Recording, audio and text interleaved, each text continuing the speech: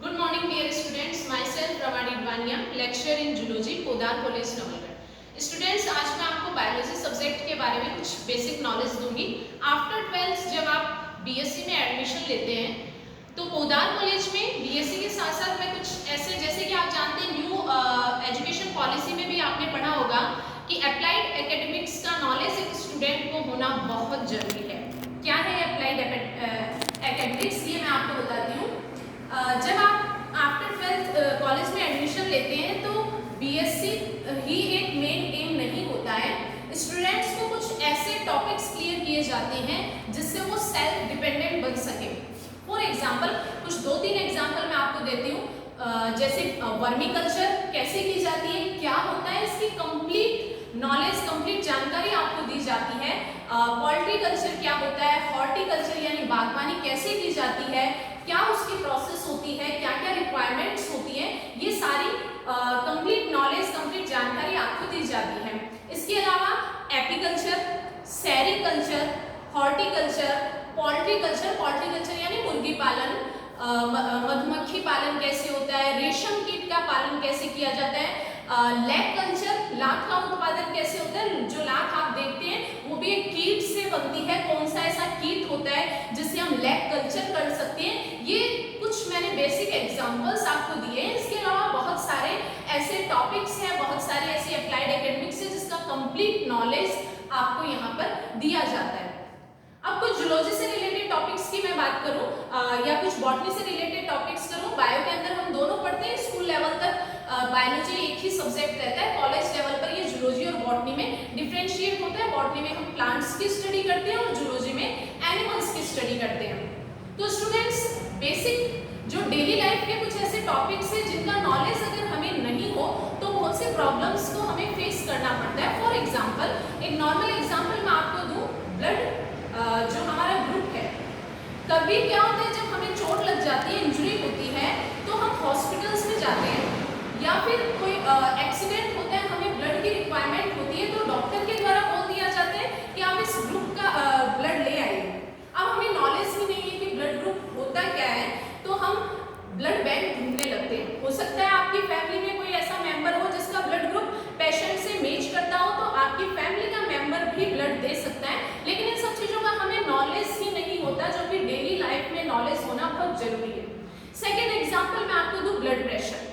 Blood pressure एक ऐसा topic है जो आज की लाइफ स्टाइल, आज का जो हमारा लाइफ स्टाइल जो हम जी रहे हैं उसमें एक लाइफ थ्रेटनिंग कंडीशन बन चुकी है। पूरे वर्ल्ड के अंदर ब्लड प्रेशर एक ऐसा मेजर टॉपिक, एक ऐसी मेजर सिचुएशन बन चुकी है जिसका नॉलेज होना हमें बहुत जरूरी है। क्यों होता है स्टूडेंट्स लोगों में हाई ब्लड प्रेशर, क्यों होती है हाइपरटेंशन की कंडीशन, क्या होता है लो ब्लड प्रेशर, इसका कंप्लीट नॉलेज स्टूडेंट को होना बहुत जरूरी है। तो स्टूडेंट्स, आप पोदार कॉलेज की वेबसाइट को जब विजिट करेंगे तो कुछ ऐसे वीडियोस आपको वहां पे मिलेंगे जो डेली लाइफ से रिलेटेड आपको साइंस का कंप्लीट नॉलेज देंगे। उसको जब आप वॉच करेंगे तो उनको वॉच करने के बाद आप ऑनलाइन क्विज कंपटीशन का हिस्सा बन सकते हैं। ऑनलाइन क्विज कंपटीशन के थ्रू आपको उन वीडियोस में से कुछ क्वेश्चंस के आंसर देने होंगे जिससे आप नवलगढ़ गौरव प्राप्त कर सकते हैं, नवलगढ़ गौरव का हिस्सा बन सकते हैं। तो स्टूडेंट, एक बेसिक टॉपिक हम डिस्कस कर लेते हैं। फॉर एग्जांपल ब्लड प्रेशर, क्योंकि आज के टाइम यही सबसे बड़ी मेजर सिचुएशन बन चुकी है।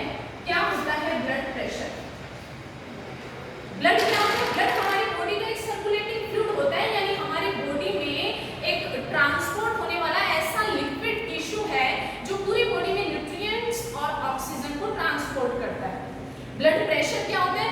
ब्लड जब हमारी आर्टरी में फ्लो होता है, हमारी ब्लड वेसल्स में फ्लो होता है, तो उसकी वॉल पर ये प्रेशर लगाता है, यानी ये हमारी आर्टरी है और इसमें ब्लड फ्लो हो रहा है, तो ये इसकी वॉल पर एक प्रेशर लगाता है और इसी प्रेशर को हम कहते हैं ब्लड प्रेशर या रक्तदाब। आपने देखा होगा कि 120 और 80 लिखा हुआ मिलता है। जब भी आप हॉस्पिटल में जाते हैं, आपको नॉर्मल फीवर भी हुआ है, तो सबसे पहले डॉक्टर, कंपाउंडर या नर्स आपका ब्लड प्रेशर चेक करते हैं। अब ये ब्लड प्रेशर 120 और 80 लिखा है, इसका क्या मतलब है? 120 का मतलब होता है सिस्टोलिक ब्लड प्रेशर और 80 का मतलब होता है डायस्टोलिक ब्लड प्रेशर। सिस्टोलिक का मतलब जब हार्ट कॉन्ट्रैक्ट होता है, हमारा हृदय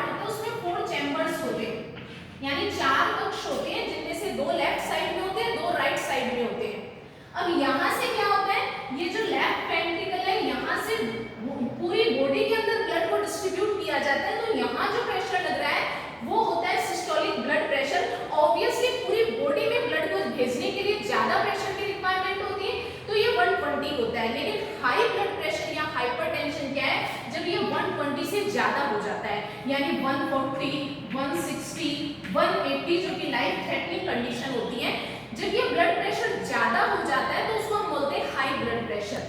और 80 से कम हो जाता है 70, 60, तो उसे हम कहते हैं लो ब्लड प्रेशर। क्यों होता है हाई ब्लड प्रेशर?